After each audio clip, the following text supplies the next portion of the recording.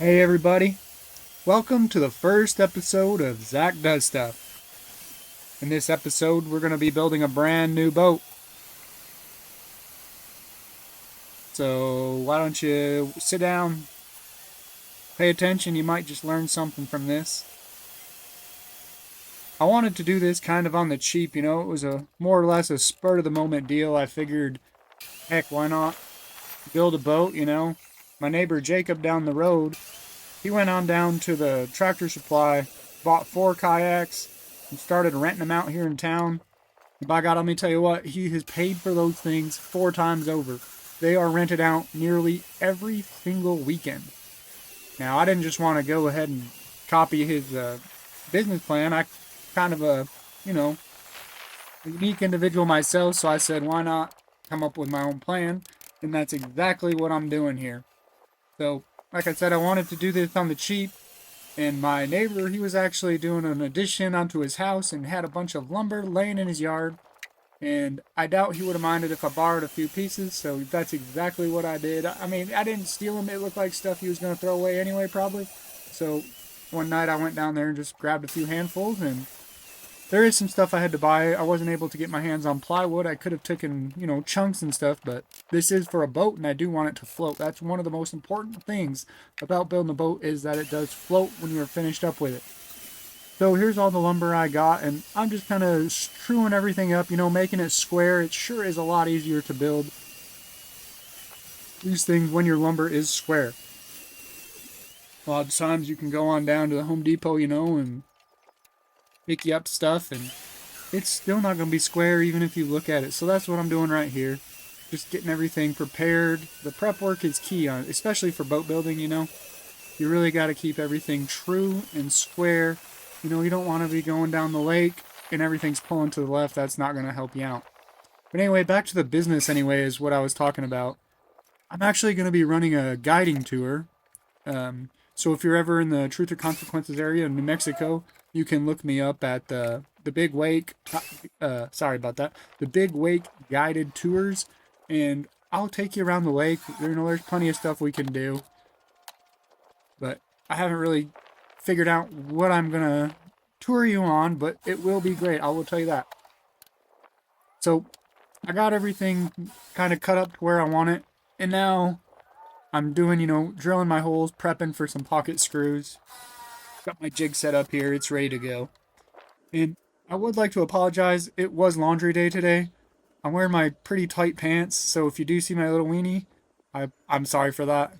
As you can see, I'm not gonna lie, I did waste a lot of footage that didn't make it into the film because my crack was showing. So I actually had to put on underwear and kind of refilm stuff, but that's okay. It wasn't too big of a setback, I lost only maybe a couple days building it anyway. So now I'm going to start from the top up. A lot of people, when they build boats, they start from the bottom. And I feel like that's kind of a mistake because really, if you start with a flush, true top, everything else after that is going to be square. And that's why I'm doing what I'm doing here. So as you seen earlier, I drilled all those pocket screws, or the holes for my pocket screws rather. And I'm going to apply a little bit of wood glue just to seal things off because as we all know, that's important about boats, is that you need everything to be sealed. So that's what I was doing there. I got my top, kind of trued up. I messed up a couple of cuts, so you got to take a sliver off here and there. But like I said, we want to keep it all square. So that's what we're doing. I did have to go down to Harbor Freight and pick up this miter saw. Let me tell you what, it was well worth it. But right now I'm just going to cut these sticks here and get everything trued up to how I want it. You can see my camera fell. A gosh darn bird flew right into it. Craziest thing I ever saw.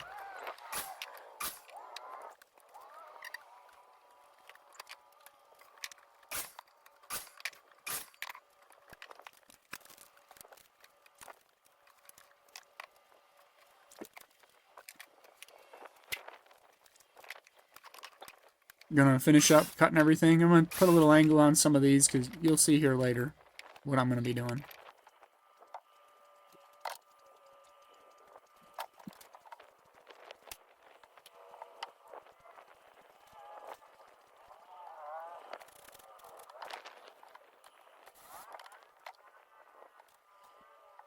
This thing is tight. This is exactly what I wanted. I'm marking everything off center, you know, to try to get everything to line up nice, but put it all together, make sure it's flush on the sides. This thing is going to be sturdy. And as you'll see from the finished product, boy, it sure turned out good, so you better watch till the end. Although I don't actually finish it in this video, but that's for part 2.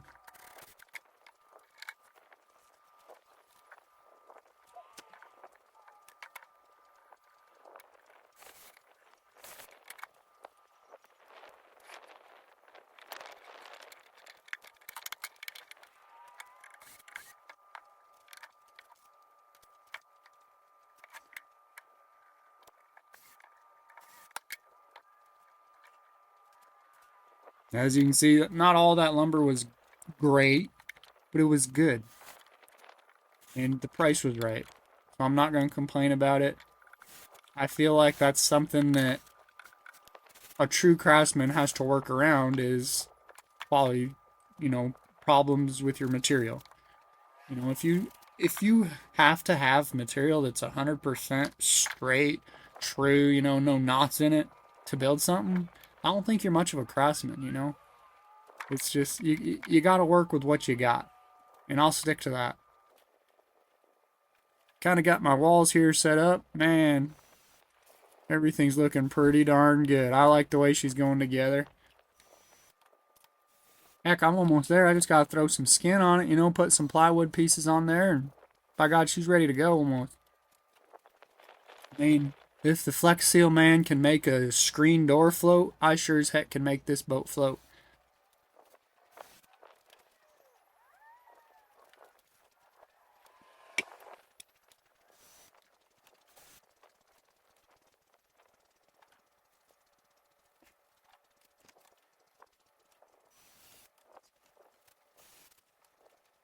And I do plan on having some plans drawn up for this boat and selling them if anybody's interested, but they're going to be on my website, NewMexicoBigfootHunter.com, if you want to go look there, and you'll be able to purchase these plans so you can build one yourself.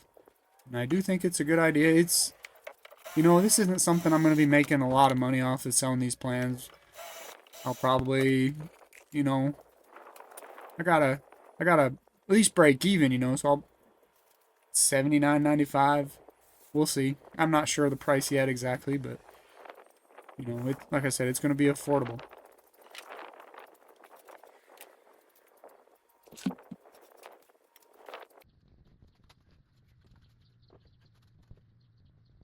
Like I said earlier, I'm going to start with the top, work my way to the bottom. Now, it is pretty difficult to keep all my pieces lined up because some of them are a little bit longer in the middle. Because, you know, for a boat, you don't just want a perfectly flat bottom. It's got to have a little rise to it, even a flat bottom boat, you know. It does have some rise towards the front. So that's kind of what I'm going for here. I might take this thing in the old dirty Rio Grande River. I don't know. But if I do, you know, I got to have her floating pretty high. I got to have a nice flat bottom. It's very rocky, you know, all kinds of stuff in there. I want a little bit of rise in the front, you know, to roll over a rock here and there on my, you know, on the hunt for big catfish. Maybe that's what I'll do. I'll start a guide service. I'm not exactly sure yet. Like I said, it's either going to be tour guides or fishing guides. But either way,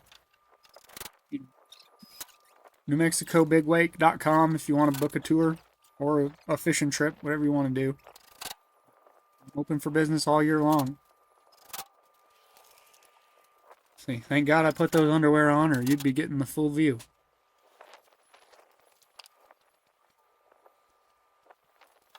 My gosh, she's looking pretty good. I'm just going to take that router and just trim up the edge a little bit, have a little flush cut bit on there. Going to go around the edge, make sure everything's just right.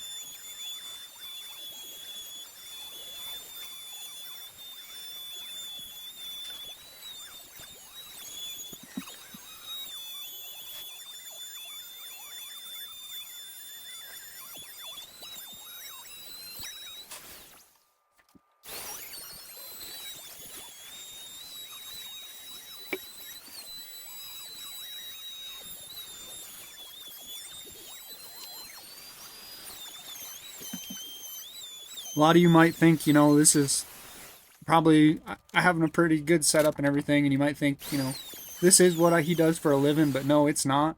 I only work on the weekends and, at night after work on this kind of stuff. So I am just doing this in my free time. Although we'll see what the future brings. I'm going to put lots of glue on there because I want that sucker to be airtight. Lay my plywood back on there. Yeah. Make sure everything's still trued up. I probably should have screwed her down and then cut my plywood, flush, but heck. This is the way I like to do it. And I'll tell you why later.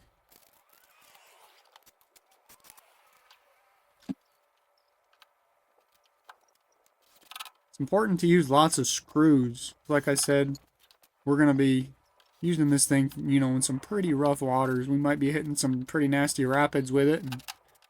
And I want her to hold together. This ain't no Tom Sawyer raft here. This is a real man's raft. And by God, we're going to make it float. And it's going to be stout.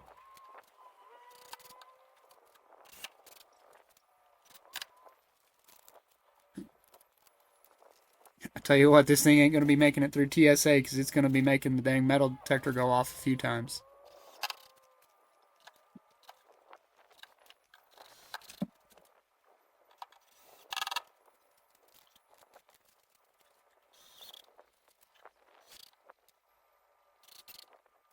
Add a few more extra screws, just to make sure. You never have too many screws, especially in a boat. The more you have, the tighter your seal. And the tighter your seal, the less water you're gonna leak into it. Because, like I said, this thing is gonna be used for water.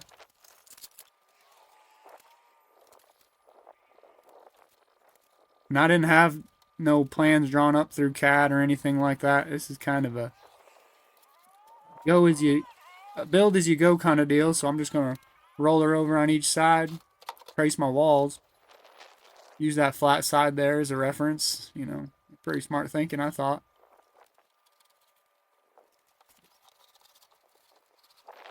And you can see there was a little end table that I built a while back. Didn't quite finish it, but I'm just going to use it to hold this plywood up for now. Because what I'm going to do next, I'm going to take this little jigsaw and cut out actually on the line where I just marked. And if you hadn't figured it out yet, these are going to be the walls, the side rails. We're going to be probably doing a little bit of bumping and stuff out there on the river or on the reservoir. Got to make this stuff, pretty sturdy. It's 11/32 plywood, marine grade, pretty good stuff.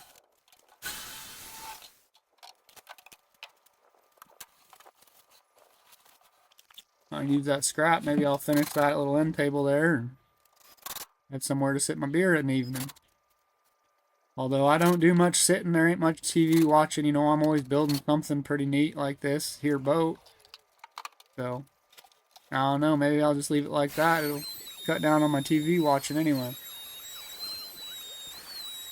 Now, I'm not a great cutter, so it's a little bit off.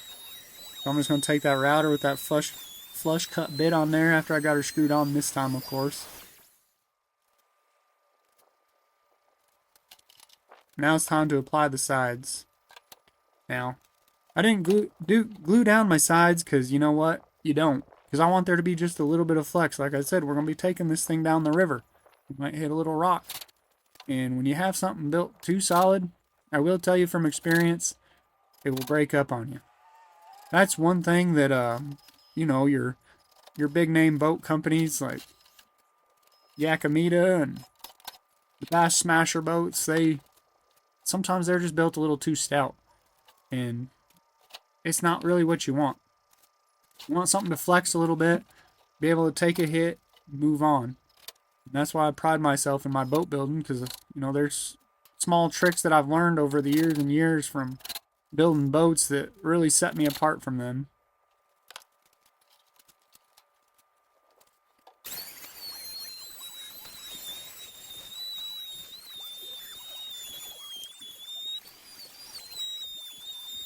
God dang, mosquitoes were pretty bad this night, as you can hear in the background. They're all over the darn place. I was just kidding about all that I said earlier. I did put a little glue on there. Anyway, here we go. Time to get her screwed on there. And like I said, Can't use enough screws. That's pretty important.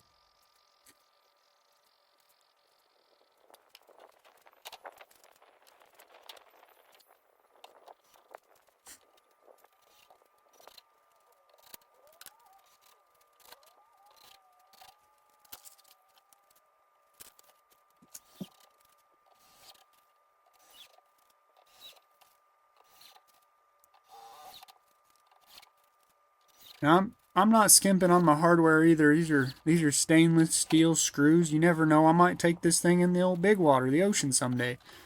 And if I do, by God, I want it to hold up. Yeah, so I figured I'd take all the screws out and put a little glue on this side too. I was really debating whether I should glue her down or not. And in the end, I finally decided I would. I did. When this build was all said and done, I used approximately 1.5 quarts of glue on it. I said I'm really particular about how my boats go together and how they're going to operate. Therefore, I'm not gonna skimp on material. I'll tell you that much.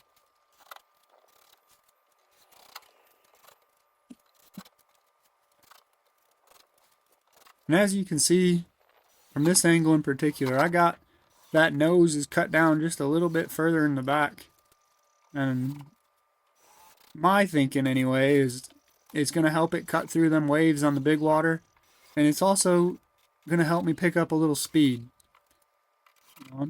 I got some oars that I'm gonna stick on her, but I don't want it to be, a pain in the butt to have for me to paddle. And just in case my glue wasn't enough, I went ahead and put some silicone on her. Get my edges real good. And let me tell you, this ain't the end. This is just part one. So, you better be prepared for part two on this. I sure as heck hope you watch it. And, I hope you hit that little subscribe little button on the YouTube deal there too. And I think there's a little bell on there. And I tell you, if you hit that bell, it's going to let you know when I upload my next video. The next video, I'm going to be having her all painted up and fiberglass, because I'm going to add a little fiberglass to it just to keep the water out.